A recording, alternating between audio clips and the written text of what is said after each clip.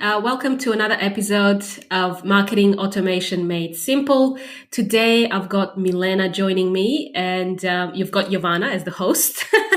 Both Milena and I are part of bumperleads.com, and we help business owners simplify and automate their sales and marketing systems to save them time and money. And because we work with a lot of businesses, we have noticed that there is so much innovation in the CRM space, in the email marketing space. You can name any type of tech that you use in your business. And today you're going to have access to chatbots or to smart AI leveraged, powered AI capabilities of your software. So, for example, I mentioned in the previous episode, HubSpot is playing with AI. ActiveCampaign just launched their AI on the newsletter so that you could easily formulate a newsletter without having to go into ChatGPT and copy paste, as was the case 2 months ago, because that, you don't want to do that. That's ancient technology now. that's old school. So now every platform is leveraging the LLMs and open AI technology to make your life more efficient and productive. And so today what we wanted to talk about is what we've seen our clients actually do, whether that's correctly or incorrectly, or they just need a bit more training, but how essentially we could leverage AI with any of those tools, and that is with the use of something called prompts. We need to be very good at asking questions and asking exactly what we want this AI thing to come up with, so that it sounds more human, it sounds more intelligent, not so much artificial. We don't want to be too artificial, especially with our content. So today we're just going to share with you some of the examples of what kind of prompts you could start using in any of your tools. We use in our business, we have ClickUp, for example. They've just launched an AI tool. I've seen Notion. A few businesses use Notion, and they do some really clever AI. Zapier is launching, connections and integrations with ChatGPT and all these other tools, and Google Sheets, Google Workspace has also launched a very powerful solution for businesses if you have Google Workspace. So these are all the tools that we use every day. And now we have this amplified capability that we must, take advantage of. And we have to do it in a smart way. So, I've got Milena here to help me sort through all the prompts. We've seen a lot of our clients just not have that consistency in terms of how they ask questions. Can you tell me more about some specifics that we've noticed, especially around content with our clients? So some of our clients are still using ChatGPT, and they use it for newsletters mostly. I've noticed that sometimes you can tell when a newsletter is written by ChatGPT because they use some of the words. For example, dear valued customer, things like that. Whereas I think we should be using personalization more in the newsletters, and you should be, you shouldn't take everything that ChatGPT spits out and do a copy paste into your newsletter. You should at least add some personality, maybe some branding style that you have, your tone of voice for your brand, and just adjust it to suit your brand. That's basically the trick here, is to do that, to know how to do that and ask ChatGPT to be your personal assistant. The funny thing is that it's always been the trick, which is, ChatGPT is a tool that will help us achieve our goal. But how we achieve that goal, the way we achieve that goal, you still need to be an expert to know what is, a really good copywriter or a really good content writer, to know exactly that your audience is going to resonate with this topic or content that was just produced. So I know that in my personal example, I've tried using ChatGPT for some social media posts, but I tend to overwrites like everything. Angle, I always kind of struggle. Is this the right prompt? Did I do this correctly? Why do I have to still spend time fixing and correcting this? How can I get it to the level where it's supposed to help me? And it does help in, situations where you can, save time coming up with some really short, concise copy, such as, for your subject lines, for your headlines and things like that, or your framework. Yeah, it's some kind of table of contents. But if it starts to go into generating the whole essay or SEO content, I feel like we will be going into the sea of sameness with a lot of different, because of the way we position or ask AI to produce content. So is there an example you can share about a good prompt versus a bad prompt that we can use in creating content? Yeah, so I've got a few prompts that I put together that I think would be useful for a business owner. Let me just go through them. There are simple prompts that you can use. Now, one of the prompts I've got here is write a newsletter. So you're giving this prompt to inside ChatGPT, for example. So this is what I would say. Write a newsletter introduction for a specific topic. So you insert your topic using the PAS framework. So this is a copywriting term, but it's a well-known term.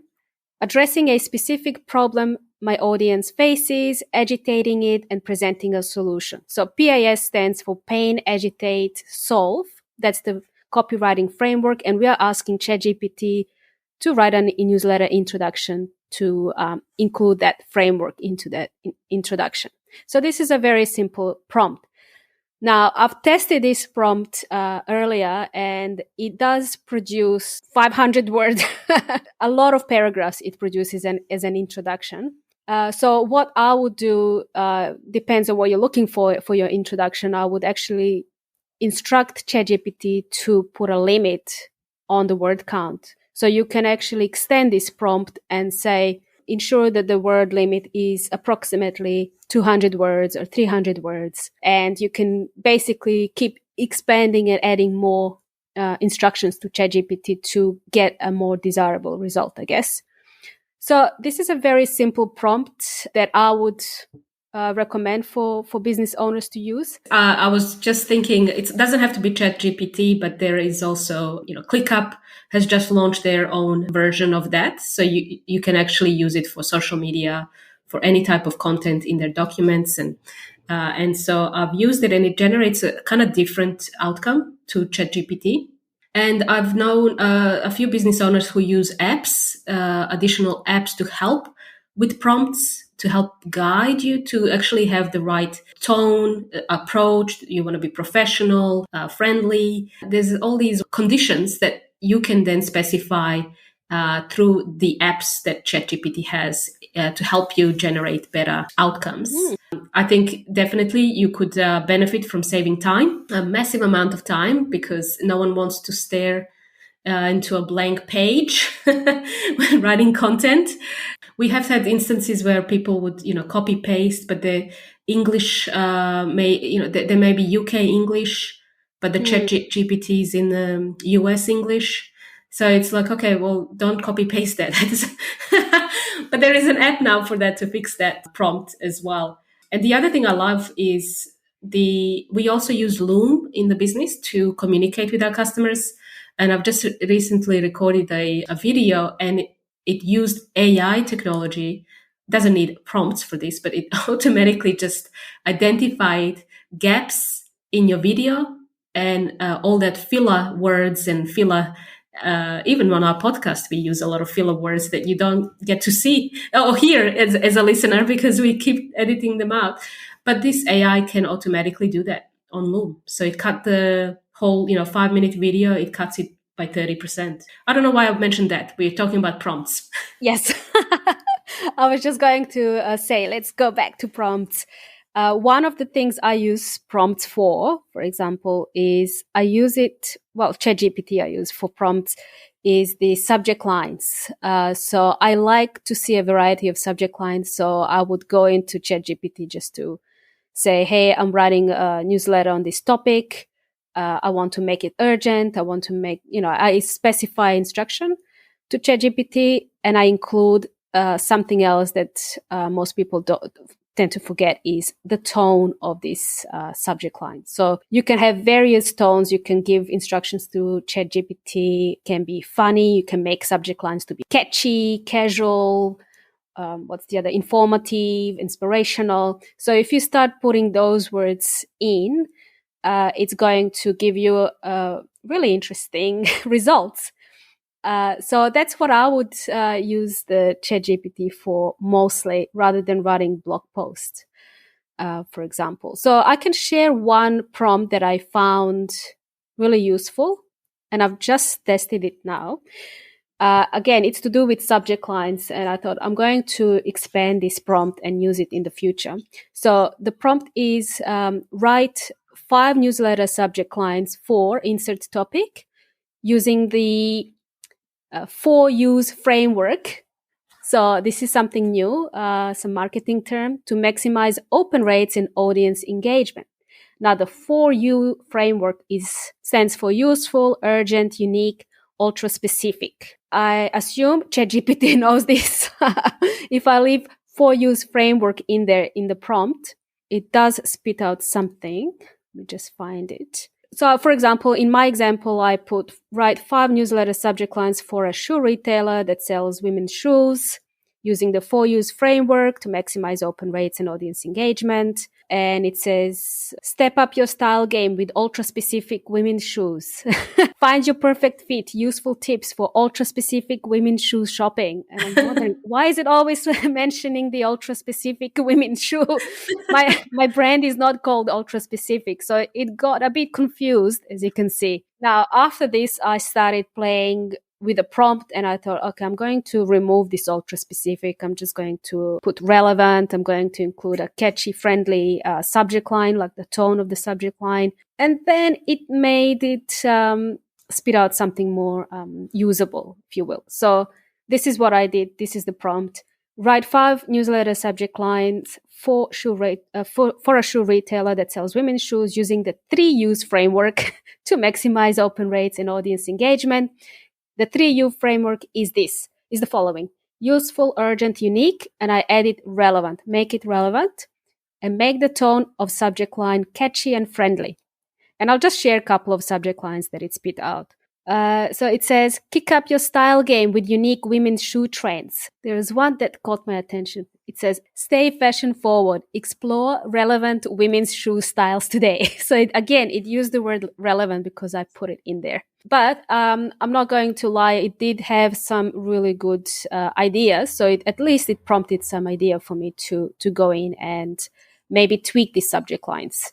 It was definitely useful to use something like this for subject lines in the future. You know, we can play more with this and we can expand on this. And you can eventually, what I'm trying to do is I want to create a template, like a prompt template for us to use for subject lines. So we can always use it in our business. We can use it in clients' businesses. Once I find that perfect template, maybe we can share with you guys, because as you can see, this takes time just to discover just to find a prompt that's going to return a desirable result for you. That takes time. I think I spent half an hour just tweaking this prompt and thinking, okay, well, why is it mentioning ultra specific everywhere? Why is it mentioning this? It shouldn't. So it got confused. It needs more training. It needs some human training so that it can sound like human. I think, this is what people mention, like new jobs that are being created around this is the prompt engineers. So you're essentially a prompt engineer. You're trying to engineer what the prompt should be so that the OpenAI goes and executes it in the exact way. But the reason why I think these subject lines are not up to a standard, because we work with subject lines, we work with newsletters all the time. We know what type of copy is the best for a business owner to use if they want to convert leads into customers. We know what catches attention of a reader.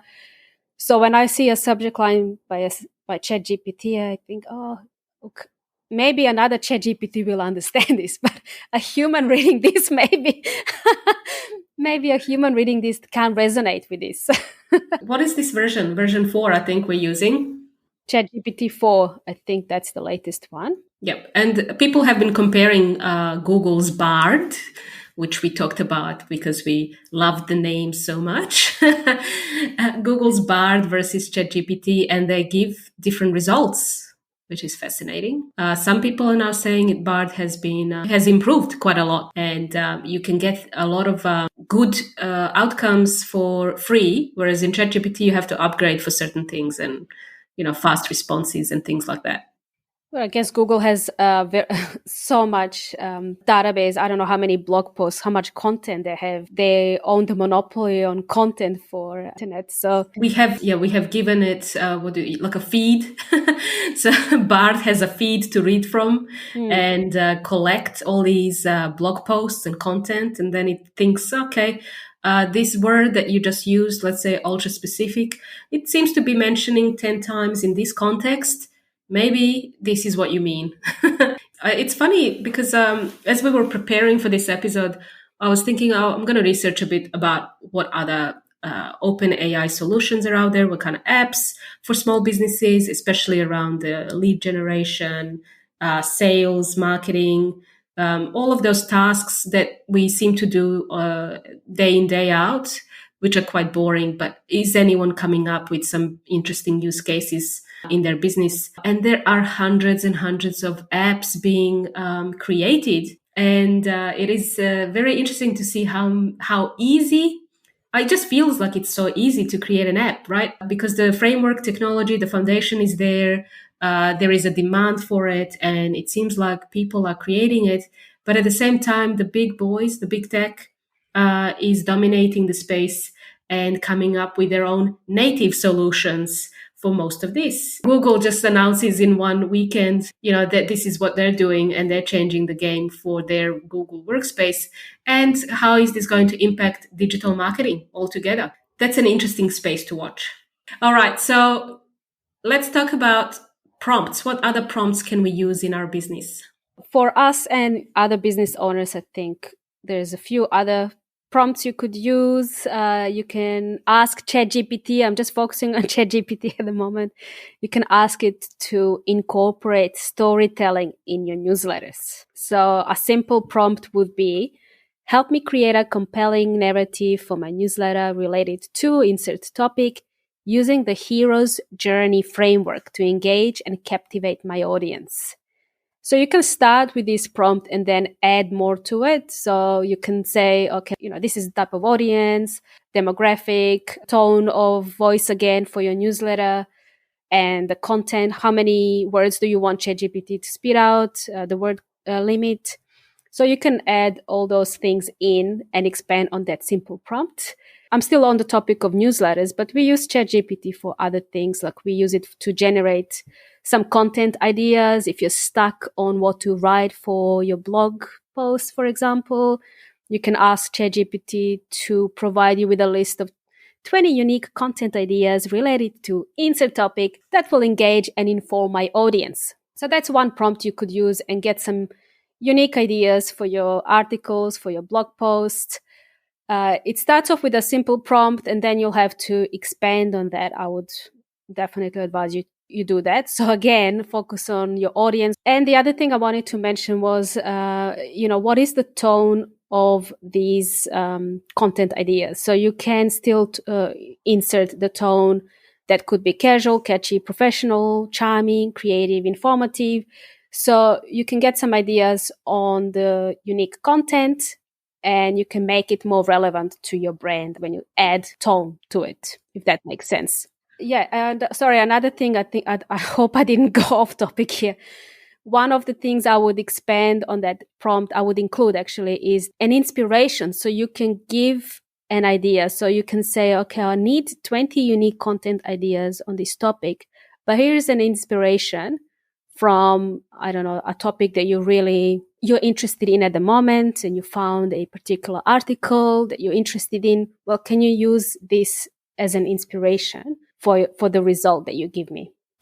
You just reminded me of recently the project we worked on, which is about writing sales copy for a client. And we tested this using just prompts, writing a sales, like a direct response type of copy. versus a qualified, experienced direct response marketer for the same project. And we can say that the human copywriter with 10 years of experience writing sales copy was able to invoke this feeling and desire to for the buyer, for someone to spend money to buy and click on that button, versus the ChatGPT, which spat out words. That's how it felt. It's like these mechanical, clinical type of words that it thinks that this is what a good sales copy does. But there was no feeling. You couldn't relate to it as a human. It was kind of glossing over as you read, you gloss over. Whereas the real human copywriter was actually injecting so much of the personality into the copy that you can't look away. You are so focused on reading this copy. That's something that is still lacking in this content. So any type of content production that we do in our business, we always have to ask ourselves, how does this make our customers feel? What is the feeling that we want to invoke? Because everybody else, if they don't ask this question, then everyone's going to sound the same. What's the point? What's the how do you stand out? And it's so easy to stand out just by going back to the traditional basic marketing that we've all learned through traditional marketing approaches. So ChatGPT can't empathize with the reader. Copywriters can, like human copywriters can. They know where the reader is at what point in their journey, buyer's journey they are, how they're feeling, what's going to make them tick to click on buy. Whereas ChatGPT can't give you that. It can assume because it read it somewhere, somewhere else it picked it up from. So it assumes, okay, we'll put that in here. So it's missing that component, that human touch, doesn't it? Yeah, the human touch, isn't it? The Midas touch. But yeah, it's like almost, you don't know if ChatGPT is referencing this content from a 14-year-old essay that was published on a personal blog, or using those words. You don't have a reference point with it as you do with experience and that human interaction that you have accumulated over time. Yeah, that's a good point. How many teenagers wrote blog posts? Did you used to write? Well, how old is blog writing? How old is this now? 30 years? 40 years? I think so, yeah. So who knows what kind of rubbish is out there? It's outdated content. Basically, our summary for today's episode is that with all the artificial AI stuff coming out, we are really going back to the basics. It's almost as if the more tech we have, the more respect I have for traditional marketing. It reminds me of Seth Godin, The Purple Cow. That was my first book into marketing, The Purple Cow. When he was inspired to write this book, going on a road trip, and all you see is Jersey cows, they all look the same. And then if you saw a purple cow, like that would actually make you turn around and look. So the whole idea is that how do you become the purple cow as a business owner? I think you have to remain human with feelings and empathy, and you can stand out. In 10 years, we're all going to stand out. The more human you are, the better it is for your business. Exactly. So yeah, thank you so much for sharing this. Is there anything else we can add for our prompts to be mindful of? I think we can go on and talk about this for a long time. I'm still working on the prompt template. I want to develop a prompt template that we can share with our audience and with our customers, because that would save them time in going into all these tools and ChatGPT, and because that can take time as we found out. Checklist. Yeah, it would be nice to have a checklist to go what you should be mindful of when you are prompting AI. That's it. That's exactly it. Thank you so much, Milena. And I hope that we have answered some questions for our listeners today and opened their minds with what they can do. Things are changing every day when it comes to AI, and we hope to give you an update with everything that we're doing and testing and what's working, what doesn't work, actually. So you can be ready to prompt like a pro. It's good. Prompt like a pro. That's going to be a checklist. That's a checklist. Love it. Thank you. Thanks, Giovanna.